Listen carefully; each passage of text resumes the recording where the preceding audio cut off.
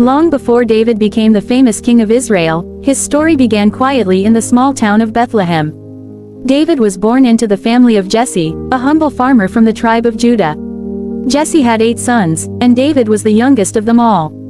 His older brothers were strong, experienced men who worked hard and were known in their community. But David, being the youngest, often stayed behind while his brothers went out to fight battles or tend the larger flocks. From his earliest days, David had a heart full of music and faith. He loved to sing songs to God as he watched over his father's sheep on the hills of Bethlehem. When the sun set and the stars filled the sky, David would take out his harp and play beautiful melodies, lifting his voice in worship to the Lord. Even in his youth, David understood that God was real and close to him. He saw God's power in the beauty of nature and felt his protection whenever danger came near. David was not only a musician, he was also brave and skilled. As a shepherd, he had to protect his sheep from wild animals that came to attack. One night, a lion grabbed one of the lambs from the flock. David ran after it, struck it, and rescued the lamb from its mouth.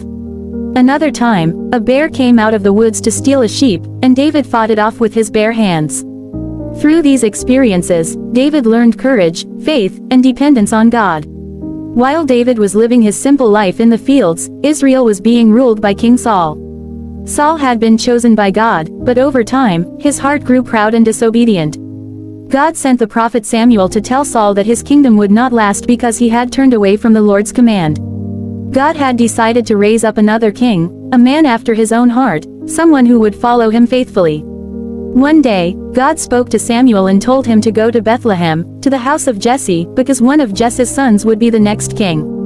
Samuel was afraid, because Saul was still the king, but he obeyed God's voice. When Samuel arrived at Jesse's house, Jesse proudly brought his sons before the prophet. The first son, Eliab, was tall and strong, and Samuel thought, surely this must be the one God has chosen. But the Lord said to Samuel, do not look at his appearance or height, for I have rejected him.